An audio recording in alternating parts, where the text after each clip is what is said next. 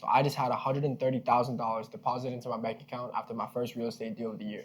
I didn't sell the property. I didn't flip it. We actually still own the property in our portfolio. And this is exactly how I did it. So this deal took around 12 months. And at the last stretch of it, it was tight. I was uncomfortable because the bank actually extended it 1 to 2 months longer than it actually needed to be. But then that $130,000 hit my bank account and I was smiling. I need to walk you guys through exactly how that happened because most people don't even think this is possible within real estate. So before I get into any numbers, let me backtrack to around February of 2025. I traveled out to Saskatchewan with a mentor of mine to just check out a deal that he was looking at. I had no plans of investing. We actually went out and checked out this deal, which was a 18 unit in Saskatoon. Good bones, good everything. It was a pretty good, it looked good. Didn't really need much work. Again, I had no plans of investing, but I think that trip is what kind of showed me, okay, if I can get into this deal, this can make sense. Because my mentor was actually breaking down the numbers on this deal to me, and it made a lot of good sense in terms of getting a return on my money. Fast forward to around April of 2025, I found the money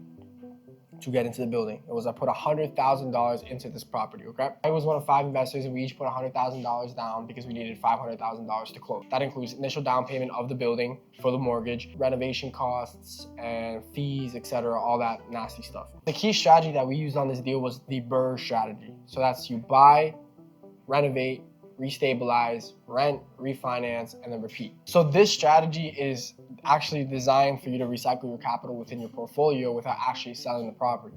Because at the end of the deal, you refi and you take your money out plus profit and you never sold the property, and then the building just keeps on paying the mortgage itself. At some point, when you get to a big enough portfolio, this strategy kind of just ends up printing money. So because we refi at the end, which I'll get into in a little bit, I actually got my initial capital of $100,000 plus my 30K profit, which was my pot of the difference. To get more specific, we bought the building for $1.6 million. 5 investors put down $100,000 each, and that was the equity pool. That's what we needed to buy the building to complete the deal. The $1.1 million mortgage, which is the difference between the $1.6 million and the $500,000 down, is what the bank lended us to purchase the actual property. We then got a second loan for $300,000 to actually complete the renovations because we just needed a couple more renovations that exceeded our budget. This looked like full renovations of a couple units, some windows across the buildings, hallways needed to be repainted, reflooring, common areas need to be done, etc. Just stuff to make the building look nicer, for the bank to look at the building and raise its value. By doing these renovations and also raising the rents, making sure that the building now makes more money than what it did before, because when you buy a building that's over 5 units, the bank now looks at that building as a business. Like I always say,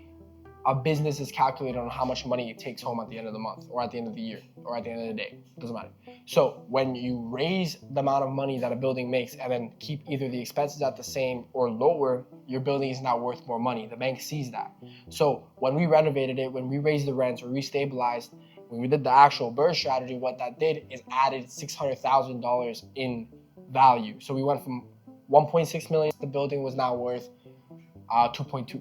So we added a $600,000 difference in equity, right? Or in building appraisal value. So because of that, the bank now sees this building as worth more, worth 2.2 million, and a more valuable piece of equity, which we own. So what we did is we bought the building, we renovated it, then we got it fully rented out at market value, and then we restabilized that. So the building actually has to do those new numbers for a couple months to show the bank that it's actually capable. And then because of that new value, then we get it appraised. And because of that new value, which went from 1.6 to 2.2 million, we then get a second mortgage on that first mortgage, which is called a refinance. Okay, which means pulling our equity out in cash. Because that is a loan and it's debt, that difference of $600K that we, the investors, take is now tax-free. So what that $2.2 million mortgage does is it covers the original $1.1 million mortgage minus $300,000 for that other renovation loan that we took out to renovate the building. So that's now 1.4 million, and then 150K that we had in reserves and fees, etc. So that leaves us with a difference of 650K, okay? Pure profit after the deal's done in around 12 months. With that being said, because I was one of the investors that put in 100K out of 5, that means I own 20% of the initial deal, okay? So now that we have $650,000 on the table to go around as profit, I take 20% of that, which equals out to $130,000. And I think the best thing about this is the fact that the building was never sold. I was able to get my money out from the building, my 100K, my initial investment, within a year without selling the property, and also $30,000 in profit, okay? And the building is still in our portfolio. I still cash flow from that building. And that is the BRRRR strategy, working exactly as designed. It's supposed to exponentially grow your portfolio, and it basically is a money printer. Once you get to those levels of 5 or 6 or 5 plus more properties, you are printing money at that point. So, but the biggest thing, money aside, from what I learned from that property or from that deal, is the fact that nothing in business will go as planned. Technically, it was only supposed to take 12 months and it took around 14 because the bank and the lenders, because of the whole war in Iran, because of lenders being more conscious about their money, the Canadian economy or the housing market, how it is, interest rates are going up. Bank institutions and lenders are a lot more, cautious on lending money. Therefore, they took a while to actually close on the deal when the refi came. The deal was supposed to close around the 12-month mark. But because it took so long, a credit union was wasting their time, etc., it was tight for me personally, because I got a loan out to actually fund the deal on my end and to fund the initial 100K, and I was paying interest payments for around 12 months, well, 14 actually, because that's how long it took to close. In that last 2 months, because I only budgeted 12 months, right? I didn't budget for the last 2 months. I was extremely tight. It was extremely uncomfortable, and I was stressed out. I didn't know, I didn't know where rent was gonna come from. I didn't know, a lot of these things. But it was scary. It was the first time in business when I was actually back against the wall. I was also going through other things in my personal life, and it was a scary moment. For those 2 months were actually super hectic, and it kind of showed me that the fact that God will always provide, because even if I passed the month with $1 extra, I was good. I still had food in the fridge. I still had food on my table. I still had a roof over my head. Rent was still paid. Car still had gas. Maybe I couldn't go out to eat as much. Maybe I couldn't travel as much. Maybe, at the end of the day, we still got the deal completed. I still made 130 bandos, and I'm chilling now because God always provides.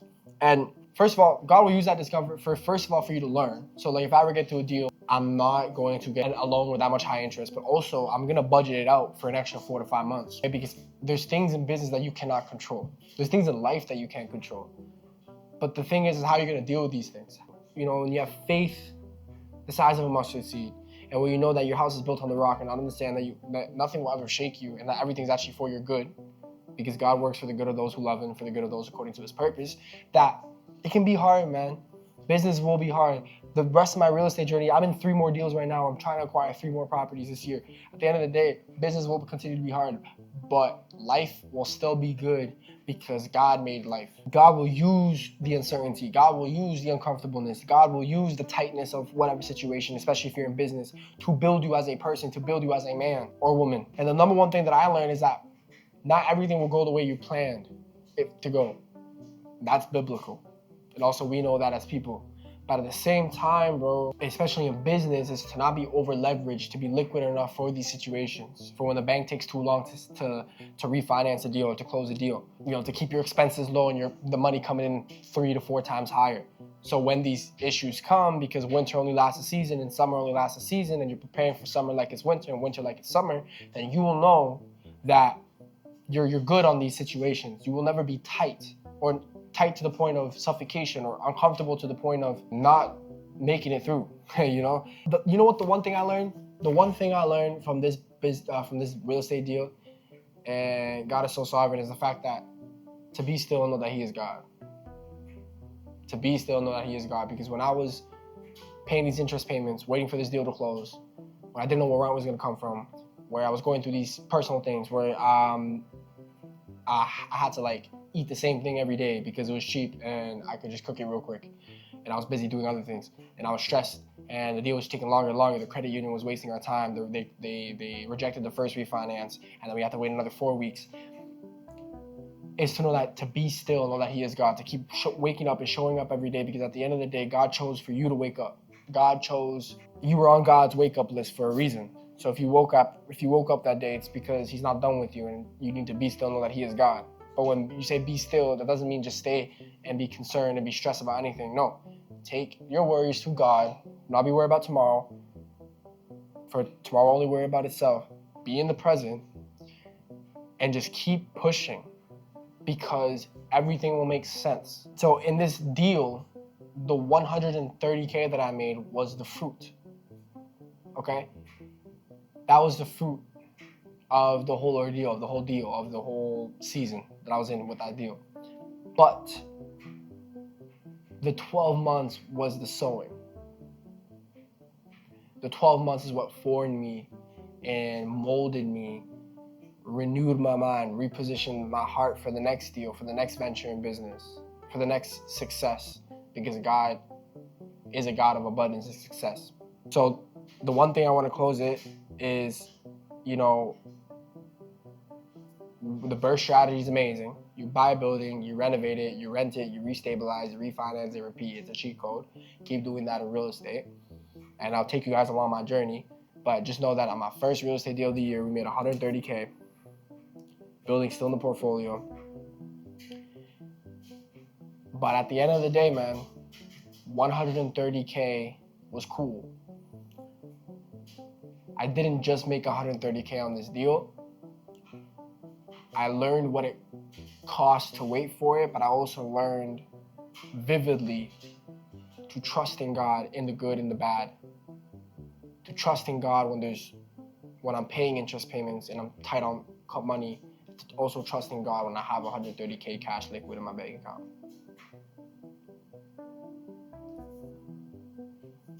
With that being said, I love you. Jesus loves you. Keep making money. Keep trusting in God.